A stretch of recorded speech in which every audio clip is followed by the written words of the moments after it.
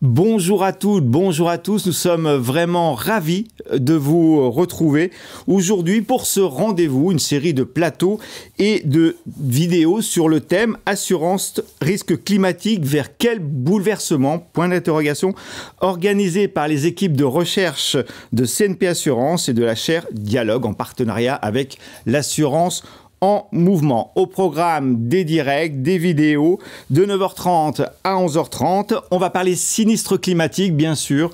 Les sinistres climatiques tels que les inondations, sécheresses et tempêtes ont coûté 6,5 milliards d'euros aux assureurs en 2023, plaçant cette année parmi les plus coûteuses pour le secteur. Selon les projections de la CCR, la Caisse centrale de réassurance, le coût des dommages liés au climat pourrait augmenter de 50% d'ici 2050. Dans une autre étude, celle du réassureur Swiss Re, il prévoit une augmentation de la fréquence et de la gravité des événements dus au changement climatique. Celle-ci se traduira, selon eux, par une hausse de 30 à 63% des pertes assurées liées aux catastrophes naturelles d'ici 2040. Cette augmentation des coûts pourrait même atteindre dans certains endroits 90 à 120% en Chine, au Royaume-Uni, en Allemagne et en France. Le titre de ce plateau ce matin est Risque climatique, constat, tendance, enjeux et mobilisation. Et nous avons vraiment le plaisir de recevoir Florence Lussmann. Bonjour Florence. Bonjour. Vous êtes présidente de France Assureur. Marie-Aude Thépeau, bonjour. Bonjour. Vous êtes directrice générale de CNP Assurance. Et nous avons à distance Erwan Kor. Bonjour Erwan. Bonjour. Vous êtes expert en climat à l'Université de Lausanne, directeur de l'Expertise Center for Climate Extreme. Et on a le bonheur de vous avoir en duplex. Et c'est vous, Erwan, qui allez commencer à nous poser un petit peu, j'allais dire, le constat, en tout cas vos constats, et nous donner quelques explications quantitatives des phénomènes climatiques et des risques associés dans les climats que vous observez en général. Oui, tout à fait. Alors, effectivement, quelques mots déjà de contexte, hein, c'est que depuis la période pré-industrielle, donc on parle de 1850 à 1900, on observe un réchauffement climatique qui est sans précédent en termes de rapidité. Typiquement, sur la décennie 2014-2023, le réchauffement observé à l'échelle mondiale est de 1,2 degrés Celsius par rapport à la période pré-industrielle, et ça fait au moins 100 000 ans que la Terre n'a pas connu des températures aussi élevées. Ce qu'il faut voir, c'est que la quasi-intégralité de ce réchauffement est liée aux émissions de gaz à effet de serre, donc essentiellement le CO2, liées aux activités humaines, donc tout ce qui est combustion d'énergie fossile et déforestation. Et une grande partie de ce réchauffement est irréversible pour de nombreuses générations du fait de la longue durée de vie du CO2 dans l'atmosphère. Donc ça, c'est quelque chose à prendre en compte. Aussi, un autre élément, c'est que je parlais donc de 1,2 degré par rapport à la période pré-industrielle, mais ça, c'est à l'échelle mondiale. En réalité, le réchauffement est beaucoup plus rapide sur les continents que sur les océans. Typiquement, à l'échelle de la Suisse, la dernière décade est à 2,7 degrés Celsius au-dessus de la période pré-industrielle. Maintenant, si on regarde juste les 12 derniers mois, ils ont finalement tous battu les records en termes de température moyennée à l'échelle mondiale.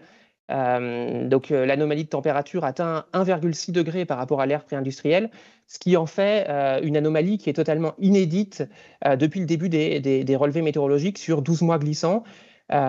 Et on peut aussi mentionner que finalement la température aussi moyenne à la surface des océans n'en finit plus de battre des records depuis 2023. Notamment l'Atlantique Nord et le Pacifique Nord. Alors quand même, une petite remarque par rapport à ça, c'est que évidemment, bon, il y a le changement climatique, mais ce qui explique aussi une petite partie des anomalies gigantesques qu'on a depuis 2023, c'est aussi un peu de variabilité naturelle, notamment liée au phénomène El Niño. Ça, c'est un petit peu sur le contexte général.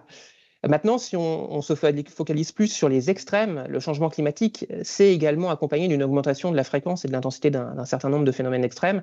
Donc évidemment, les températures extrêmes, donc ça c'est valable quasiment partout dans le monde, les précipitations extrêmes, notamment en Europe, en Amérique du Nord, en Asie et au sud et à l'ouest de l'Afrique, les sécheresses, typiquement l'Europe, le bassin méditerranéen, l'Amérique du Nord-Ouest, l'Afrique.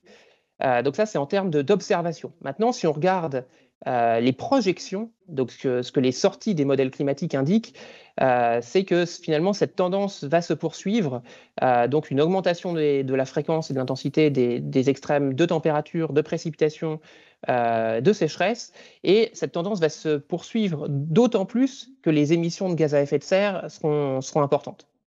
En termes par exemple aussi de cyclones tropicaux, on s'attend à ce qu'ils soient plus intenses, notamment dans l'Atlantique.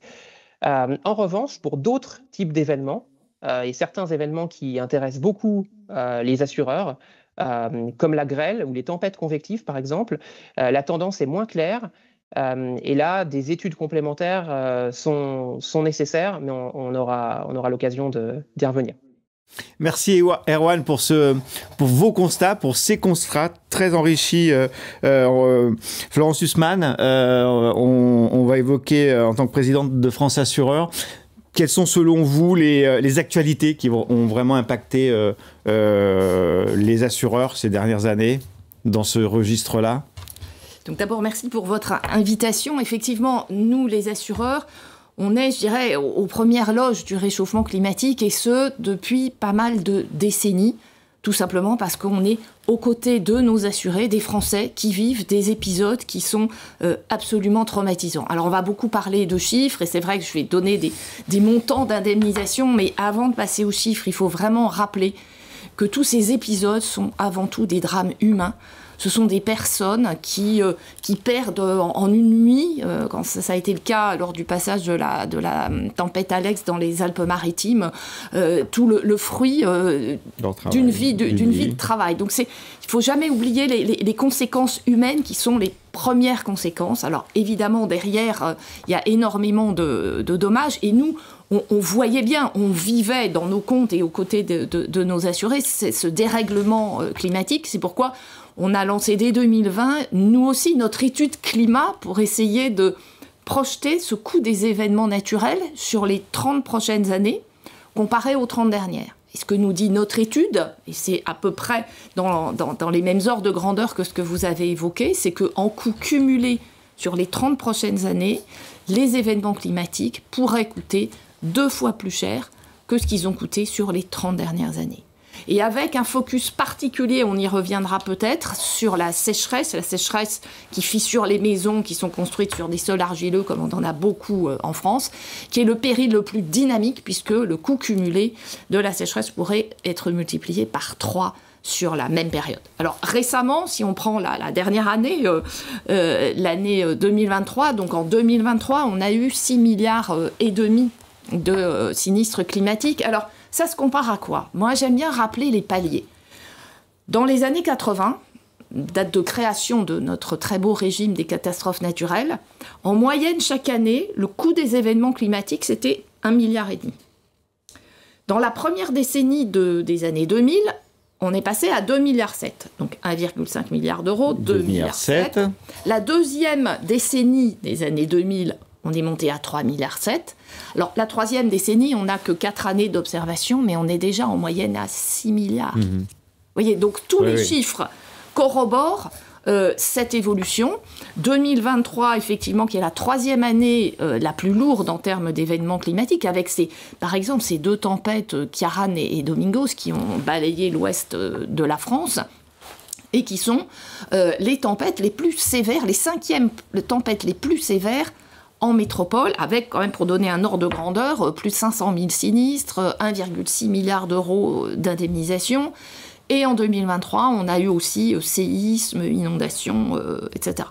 Et donc, ce sont des phénomènes qui s'intensifient à la fois en montant, mais aussi en fréquence. Et les Français en sont bien conscients. Ils sont conscients de ça, les Français, aujourd'hui? Les Français en sont tout à fait conscients.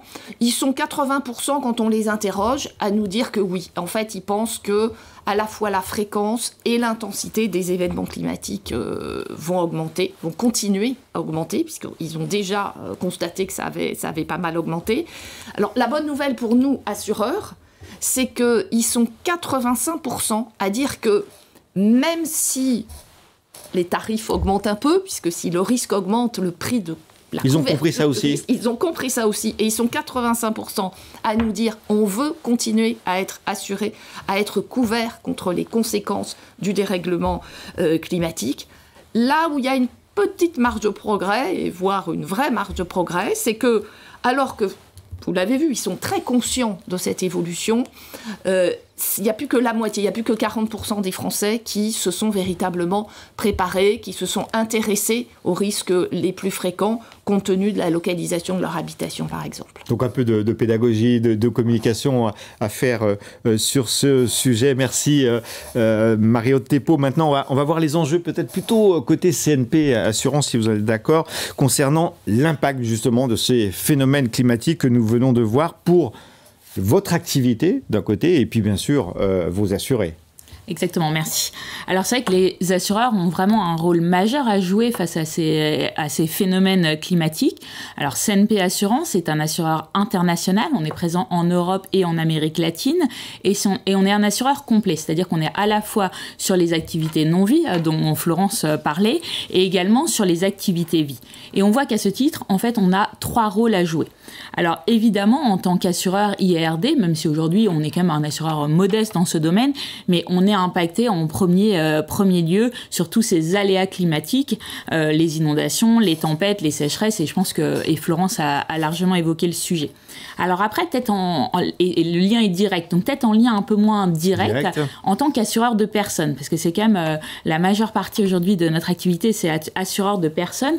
En quoi on va être impacté en tant qu'assureur de personnes? Donc c'est vrai que le premier risque qu'on va assurer, c'est la mortalité, la morbidité, et donc on pourrait être impacté. Alors aujourd'hui, on voit qu'on a encore assez peu d'impact, mine de rien, sur la longévité, l'impact sur l'espérance de vie. On est encore à ce stade peu impacté, mais on voit qu'il faut qu'on soit très vigilant. Vous suivez de ça de près, hein. On suit, exactement, on suit vraiment tous ces sujets de très près. Alors, le point peut-être où là on voit déjà des conséquences, enfin des impacts immédiats, c'est plutôt les effets indirects qu'on pourrait avoir par rapport au réchauffement climatique. Alors, peut-être de saison, on va dire dérèglement climatique, vu le temps que nous avons en ce moment. Mais en fait, ce réchauffement climatique, et de nombreuses études en parlent, ça va amplifier les maladies vectorielles. Donc, par exemple, la dengue, qui est très connue, ça va aussi amplifier tous les effets de pollution de l'air. Et à ce titre, ça va impacter la santé et l'activité de prévoyance. Donc là, l'ensemble de nos assurés. Et donc, il faut, en tant qu'assureur, on a vraiment un rôle à jouer pour être à côté, accompagner nos assurés et pour les aider à faire face à ces bouleversements et voir bien évidemment ce que ça veut dire par rapport à nos couvertures. Le dernier rôle, parce que je vous disais qu'on avait 3 rôles, donc on a vu la partie non-vie, assureur vie, assureur non-vie, donc on a vu la partie assurance. Mais en fait, les assureurs ont un autre rôle à jouer, qui est peut-être moins connu, c'est un rôle en tant qu'investisseur. Pour illustrer juste avec un chiffre, le bilan de CNP Assurance, c'est 400 milliards d'euros. Donc 400 milliards d'euros, ça nous permet quand même de peser et d'avoir un impact dans le choix de nos investissements. Nous sommes du coup un acteur important et à ce titre, c'est vraiment dans notre ADN CNP Assurance de voir comment on peut soutenir une transition juste, en particulier vers une économie décarbonée, et j'y reviendrai un peu plus tard. Alors, on verra dans cette séquence, dans cet événement, quelques vidéos qui parlent aussi des impacts que vous évoquez sur, bien sûr, l'univers de l'IARD, mais également sur la santé. Florence Hussmann, concernant l'aspect réglementation, on est quand même obligé d'en parler sur ces sujets. Est-ce qu'elle évolue dans le bon sens, et est-ce que les assureurs s'y préparent d'une certaine façon? Alors la réglementation, elle est foisonnante de toute façon pour le secteur financier et pour les assureurs en particulier. Alors on a des réglementations sectorielles spécifiques à l'assurance, et ce qu'on constate, c'est que par exemple nos normes de solvabilité sont en train d'évoluer pour intégrer des considérations qui sont liées donc à la prise en compte du climat et de ses conséquences.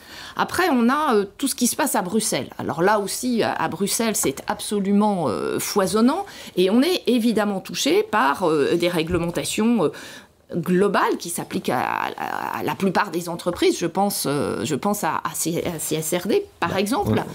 On a aussi des lois françaises. On a la loi énergie-climat, par exemple, qui a rajouté un certain nombre de contraintes aux assureurs.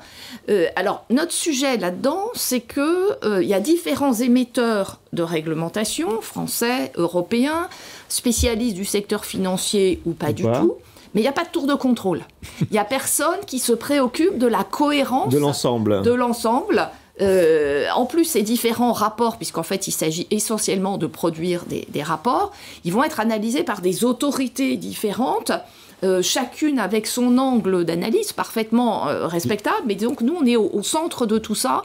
Et donc, nous, ce qu'on demande, c'est déjà à Bruxelles une pause réglementaire quand même, parce qu'il y a vraiment un foisonnement de réglementation.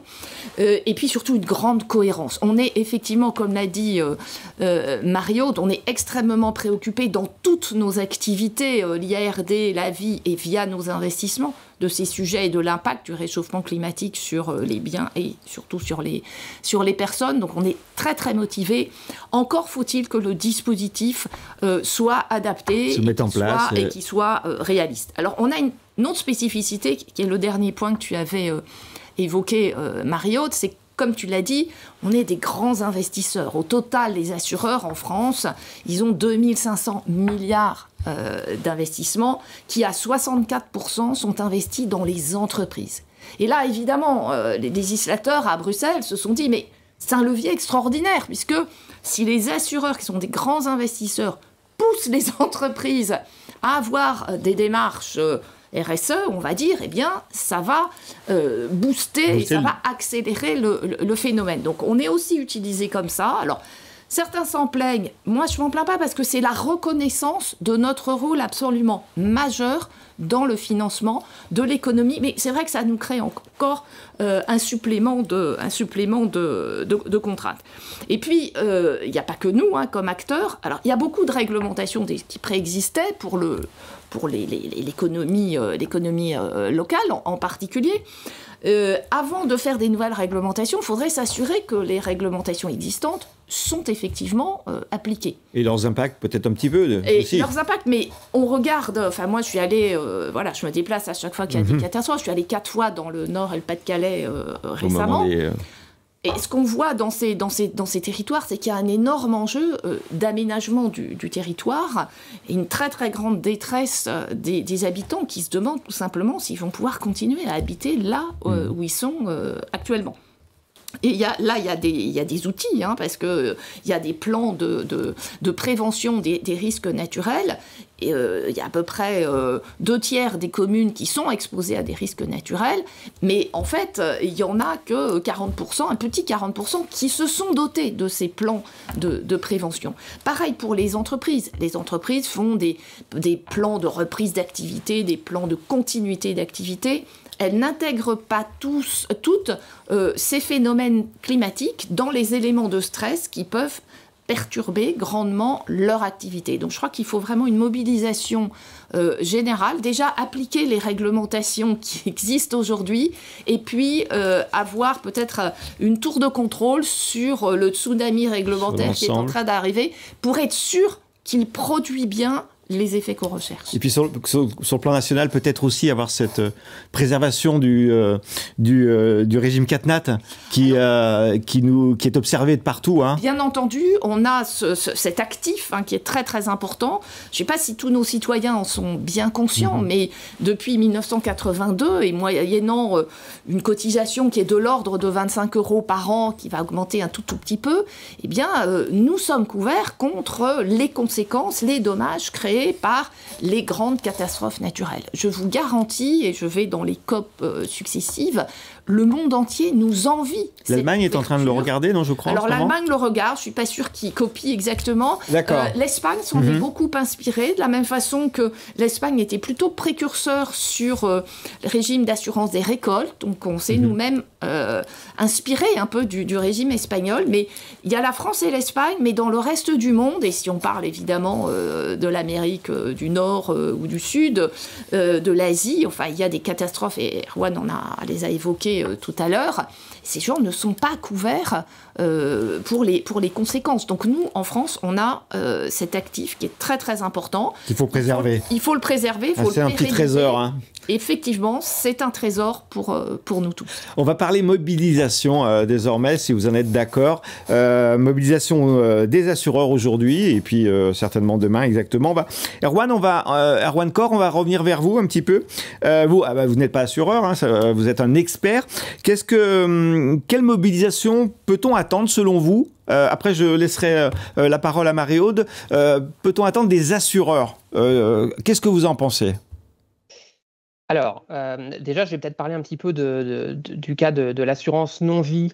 C'est-à-dire que si on regarde l'évaluation du risque de dommages matériels donc liés aux extrêmes climatiques, déjà ce qu'il faut voir, donc un petit peu un contexte sur ce qui se fait actuellement, donc déjà les approches empiriques, c'est-à-dire qui sont vraiment basées sur des données historiques, hein, donc de type fréquence-sévérité, le plus souvent elles vont être inappropriées, parce que justement, on peut s'attendre à des extrêmes qui sont encore bien plus importants que ce qu'on a observé jusqu'à présent. Donc l'approche classique, elle repose vraiment sur des modèles et en général, elle combine un module d'exposition, un module pour l'aléa, un pour la vulnérabilité et finalement un module financier. Tout ça mis ensemble permet vraiment de quantifier le risque. Ces modèles, ils sont relativement satisfaisants, mais il y a quand même un certain nombre de défis, je pense, qui sont vraiment particulièrement importants pour les assureurs.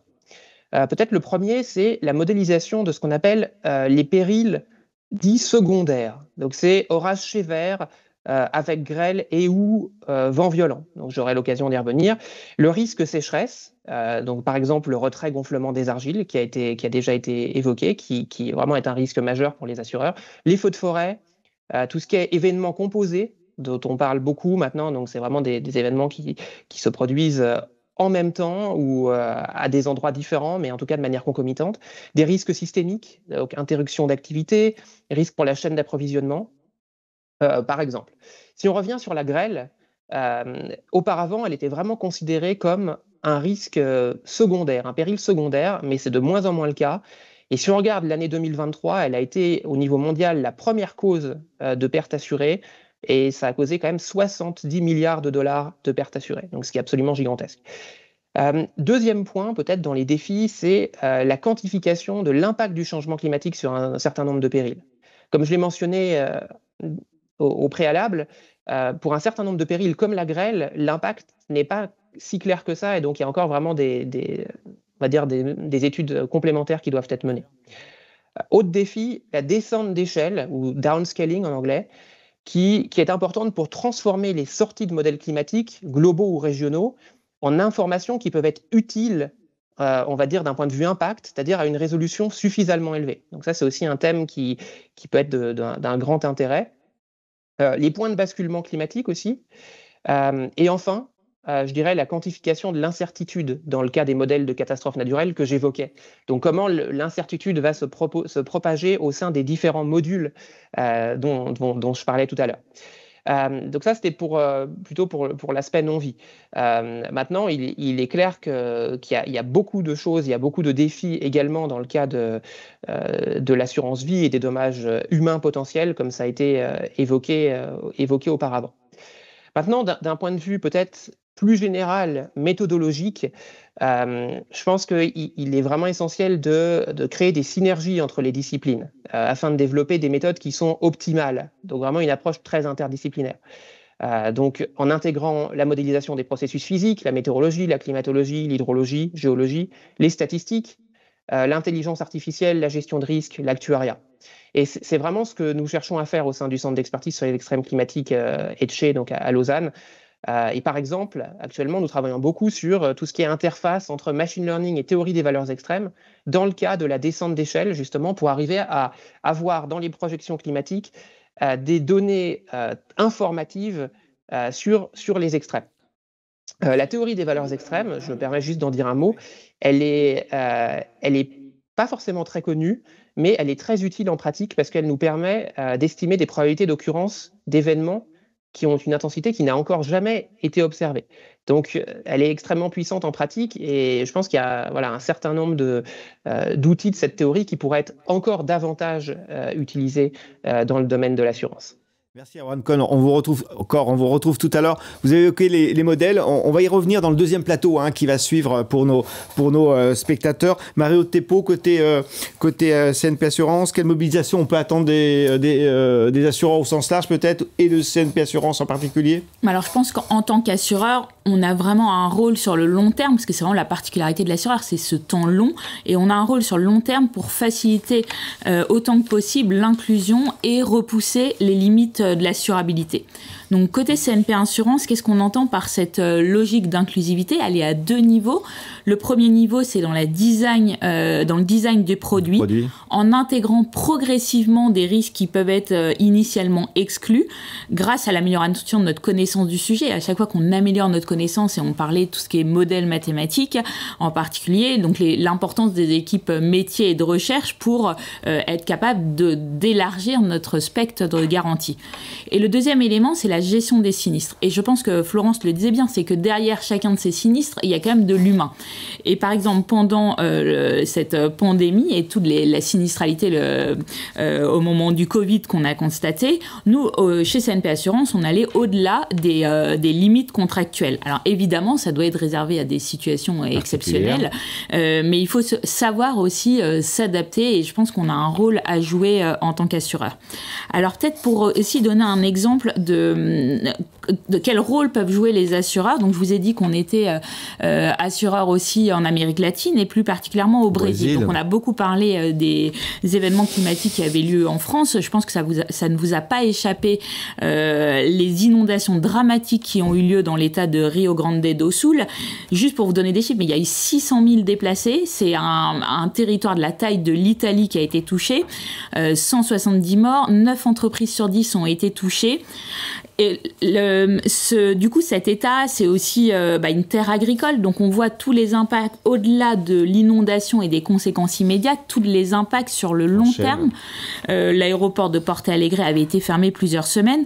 Et on voit aujourd'hui, par exemple, au Brésil, il n'y a pas de couverture d'assurance adéquate pour de telles catastrophes. On parlait de notre régime CatNat en France. Il n'y a pas l'équivalent au Brésil. Et puis, l'inondation étant quand même assez rare jusqu'à présent au Brésil. Donc là, on voit qu'il faut mettre en place des initiatives privées, publiques. Tout le monde a un rôle à jouer, mais en particulier les assureurs, pour être capable de proposer une protection aux assurés. Et donc, on a cette responsabilité de devoir accompagner ces changements climatiques et d'être capable de proposer une offre d'assurance pour couvrir ces assurés, tout en travaillant sur la mutualisation, parce que c'est le principe aussi de base de l'assurance, c'est la mutualisation de ces risques.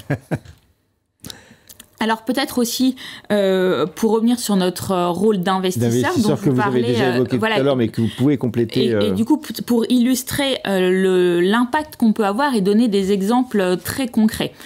Nous, on s'est fixé des objectifs parce qu'on se pense que c'est pas au-delà de juste des mots, il faut avoir des faits concrets, des preuves pour illustrer ce qu'on veut faire.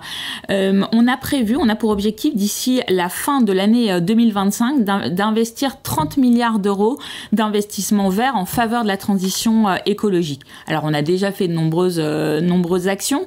On a baissé, par exemple, de 56% notre empreinte carbone entre 2019 et 2023. On a investi aux côtés d'EDF et de la Caisse des dépôts dans RTE, qui est le réseau de transport d'électricité à haute tension, et qui du coup permet aussi d'investir massivement sur toute l'énergie éolienne et solaire. Alors vous savez aussi, je pense que CNP Assurance a pris des engagements forts pour ne plus financer tous les nouveaux projets d'exploration ou de production de pétrole et de gaz fossile. Donc on sait que c'est aussi des sujets qui sont vraiment mis en avant sur le réchauffement climatique, et les ONG le soulèvent. Et d'ailleurs, CNP Assurance a été reconnue par ShareAction, qui est une ONG internationale, comme l'assureur vie le mieux disant d'un point de vue international. Donc on voit tout l'engagement qu'on peut avoir chez CNP Assurance. Et pour vous donner un dernier exemple, au Brésil, on a récemment validé l'investissement dans un fonds durable de private equity qui investira dans les entreprises qui accompagnent la transition de l'économie brésilienne vers toute cette transition juste dont on parlait tout à l'heure. Donc des convictions, des engagements, des réalisations très concrètes. C'est important de le signaler. On va presque terminer, mais restez encore avec nous parce que on va conclure ensemble, si vous en êtes d'accord. Je vous rappelle le titre de ce plateau, c'est Constat, tendance, enjeux et mobilisation. Que pouvons-nous conclure? D'abord, Erwan Corr, qu'est-ce que vous avez envie de nous dire? Alors, moi, c'est vrai que je vais parler d'un point de vue académique, finalement, un centre de recherche. Je pense vraiment, je dirais, l'importance de cette approche interdisciplinaire, comme je le mentionnais, et aussi en collaboration vraiment avec les acteurs sociétaux, c'est-à-dire notamment les compagnies d'assurance. Pour nous, il est essentiel, donc au sein de notre centre d'expertise ETCHE, il est essentiel que les outils qu'on développe soient quelque part conditionnés par les besoins concrets de la société, et ce, de manière sans conflit d'intérêts, évidemment.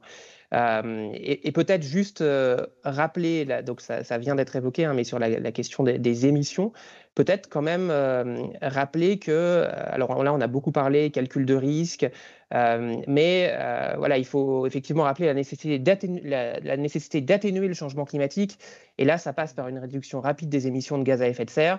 Et quand même, quelque chose d'important à souligner, c'est que notre budget carbone restant, pour respecter les accords de Paris, il est de 200 gigatonnes de CO2.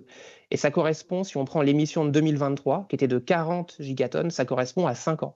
Donc voilà, il faut agir vite de ce point de vue-là également. Florence Lussmann.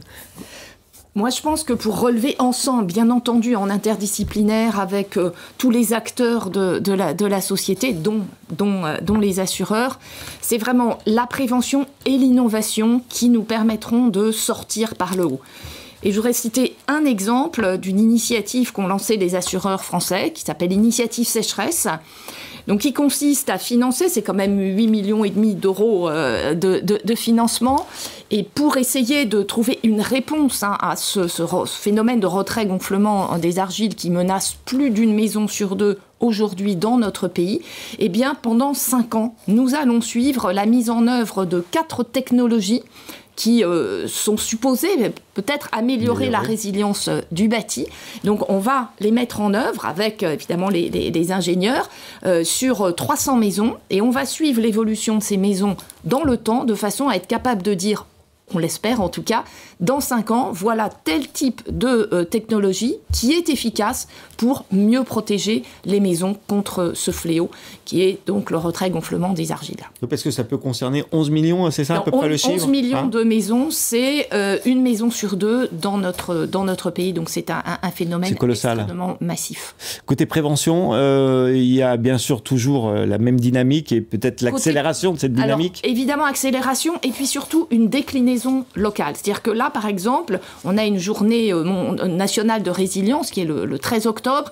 Eh bien, il faut que cette journée, elle soit déclinée au plan local. Parce que, suivant que vous êtes en bordure d'un cours d'eau ou près de la mer ou au contraire en montagne, vous n'êtes pas susceptible de vivre le même type d'événement climatique. Donc, les façons de vous y protéger sont également différentes et c'est ce qu'il faut travailler avec les collectivités territoriales et avec tous les acteurs locaux, dont les assureurs. Travailler ensemble. Ensemble. C'est une belle dynamique et on espère qu'on la verra. Marie-Aude Thépaut, pour conclure cette émission, qu'est-ce que vous avez envie de faire passer comme message à l'ensemble des gens qui nous regardent? C'est vrai que je pense que les assureurs ont vraiment un devoir de responsabilité vis-à-vis de ce risque climatique. Ça doit vraiment être un engagement de long terme avec des actions de plus en plus fortes, et je pense qu'on le démontre tous dans nos activités d'investissement et d'assurance.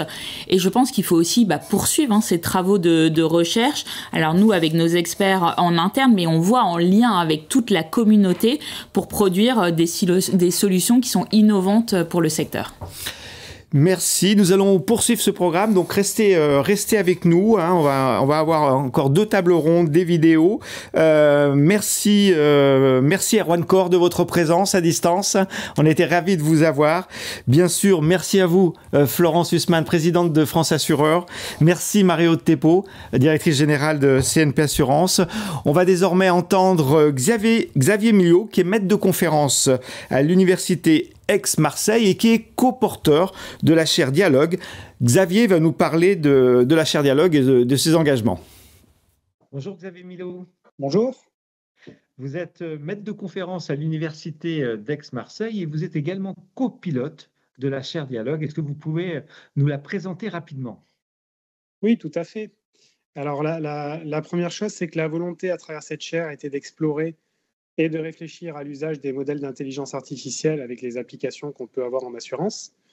Et en fait, la chaire est organisée autour de 3 grands axes thématiques que sont le comportement des assurés et le côté dynamique de ces comportements, l'évolution des modèles traditionnels actuariels qui sont utilisés en gestion des risques en assurance, plus particulièrement en tarification et en provisionnement, et enfin l'appréhension des grands risques du futur, des risques long terme, et plus particulièrement, on a choisi de se focaliser sur le risque climatique qui fait l'actualité aujourd'hui.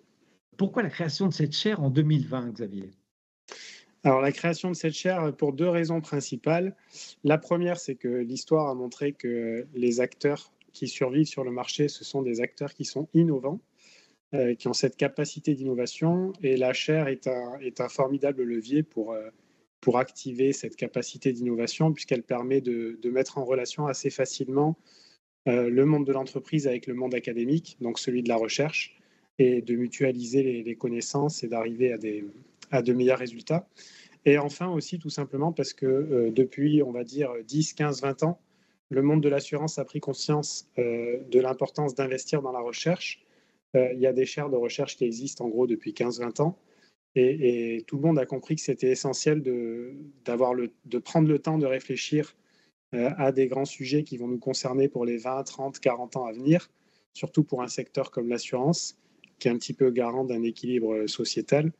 Et ce temps-là, nous ne l'avons pas dans la vie de tous les jours en entreprise, donc c'est important de pouvoir s'associer à des chercheurs, par exemple, pour consacrer du temps à cette réflexion. Bien sûr, je suppose que vous avez des objectifs, vous avez des partenaires. Est-ce que vous pouvez nous en dire quelques mots? Oui, tout à fait. Alors, les partenaires, donc il y a le mécène CNP Assurance qui finance le projet. On est en partenariat avec l'Institut Louis Bachelier à Paris, et plus précisément la Fondation du Risque. Et ensuite, autour de ce projet, on a une dizaine de chercheurs qui gravitent, avec bien sûr leurs co-auteurs, donc ça fait une équipe un peu plus grande que ça même, qui permet d'avoir une vision pluridisciplinaire du projet et d'apporter des connaissances diverses et variées. Il faut savoir que cette équipe de chercheurs sont des chercheurs à la fois français et étrangers qui travaillent donc dans des grandes universités un petit peu partout dans le monde. Alors, racontez-nous maintenant comment vous êtes en gros organisé et puis qu'est-ce que vous proposez finalement de façon très concrète? Alors, on a plusieurs objectifs et des événements qui y correspondent. Les objectifs, grosso modo, c'est des objectifs assez classiques pour une chaire, c'est-à-dire de la vulgarisation de connaissances, de la mise en production des travaux de recherche au sein du mécène, de la montée en compétence des équipes du mécène à travers l'organisation de séminaires techniques, par exemple. On essaye bien sûr de contribuer aussi à l'avancée de la recherche académique avec une vision opérationnelle. Et puis, on cherche évidemment à promouvoir les travaux entrepris par la chaire et à recueillir des avis d'experts à travers la participation à des conférences, par exemple. C'est assez important de recueillir les avis de personnes avec des compétences très variées qui vont nous permettre justement d'asseoir un petit peu notre approche. Cette chaire, elle dure 5 ans. Elle concerne, je l'ai déjà dit, à peu près une dizaine de chercheurs, pas quotidiennement, mais régulièrement. Et on a tout un tas d'événements qui sont organisés comme des petits déjeuners, des wiki-meetings, ce qu'on appelle des wiki-meetings, qui sont des rencontres à destination des collaborateurs du mécène, des séminaires techniques, je l'ai déjà évoqué, ce qu'on appelle des web coffees. On organise également des conférences internationales. Donc, vous voyez que les événements sont vraiment variés. Et le but, c'est vraiment de pouvoir faire de la vulgarisation et de diffuser la recherche qu'on établit dans ce projet. Merci Xavier Millot. Merci à vous. Xavier Millot nous a parlé de la chaire Dialogue. Dans quelques minutes, nous allons avoir le deuxième plateau sur risque climatique. Peut-on tout prévoir? Donc soyez très attentifs. On va parler des indices, on va parler de tas de choses. Mais avant cela, je voulais vous faire découvrir. On a parlé du Brésil dans le précédent plateau. On a parlé de la France. On va se transporter en Inde et voir en reportage l'Inde suffoque en attendant la mousson. La chaleur fait des dizaines de morts. Reportage de France 24. À présent, c'est évidemment, comme chaque jour, élémentaire avec Audrey Racine. Bonjour Audrey. Bonjour Raphaël. On va parler avec vous de ces températures caniculaires en Inde, mais avec aussi en Afrique du Sud et au Mexique un risque de pénurie d'eau. Enfin, comme en Afrique du Sud et au Mexique, dont vous nous avez parlé justement ces derniers jours. Partout l'eau manque, hein. Ça c'est une constante. Alors pour se concentrer sur l'Inde, les autorités météorologiques indiennes avaient lancé hier une alerte rouge à la canicule, vous allez le voir, pour plusieurs régions du nord-ouest de l'Inde. Voilà pour ce tweet des autorités météorologiques indiennes. Un record de chaleur aurait pu être battu à Munjespur avec 52 degrés 9, c'est près de New Delhi. Le précédent record était de 51 degrés dans une zone désertique. Je dis pourrait parce qu'il y aurait pu avoir un problème sur le capteur qui faisait les relevés. Autour, les autres capteurs avaient une température inférieure de 2 degrés, au moins, très proche donc du précédent record, même si il pourrait ne pas avoir été battu. Les températures restent élevées. Cette canicule, elle devait commencer à s'atténuer dès aujourd'hui, mais il risque d'y avoir encore d'autres vagues de chaleur au mois de juin. Ces températures, elles ont fait 13 morts jusqu'ici, et au-delà du risque des fortes chaleurs pour les plus vulnérables, il y a donc celle du manque d'eau. New Delhi dépend beaucoup pour son approvisionnement en eau des États voisins, de l'Haryana et de l'Uttar Pradesh. Or, ce sont deux États agricoles et qui ont donc de gros besoins en eau en ce moment même. Il y a déjà à l'heure actuelle des coupures d'eau à New Delhi. Le gouvernement a pris des mesures de rationnement qui risquent de durer parce que le retour de la saison des pluies n'est attendu en Inde que pour la mi-juillet.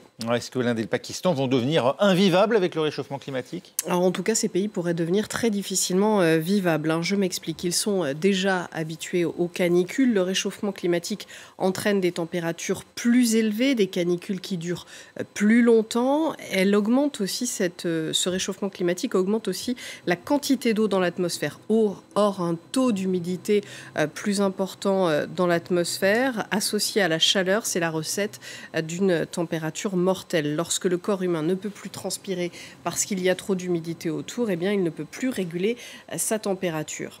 Vous savez à partir de quel moment, Raphaël, on parle de canicule ? Eh bien, quand les températures nocturnes ne redescendent pas assez par rapport aux températures de la journée. Ça ne permet pas au corps de récupérer. Eh bien, le Centre pour la science de l'environnement de New Delhi avait alerté sur le fait que de façon désormais très habituelle, les températures nocturnes baissaient moins en Inde qu'au début des années 2000, de moins de 2 degrés parfois entre la nuit et le jour. Et enfin, la question de la disponibilité en eau pour la viabilité de ces pays. Les grands fleuves qui arrosent l'Inde, tout comme le Pakistan, prennent leur source dans l'Himalaya. Or, les glaciers de la zone souffrent aussi du réchauffement. D'ici 2100, ils perdront entre 30 et 50% de leur volume. Si on reste autour de 2 degrés de réchauffement, si on atteint 3 degrés de réchauffement, on perdra les 3/4 des glaciers. C'est autant d'eau en moins donc, pour alimenter les fleuves et les populations. Il y a aussi la multiplication des catastrophes environnementales.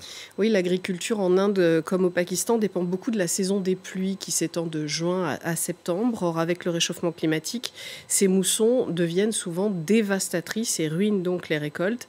Si on ajoute à cela les périodes de sécheresse intense, l'alternance des deux, sécheresse et inondation, rend très difficile la production agricole et menace donc la sécurité alimentaire des Indiens.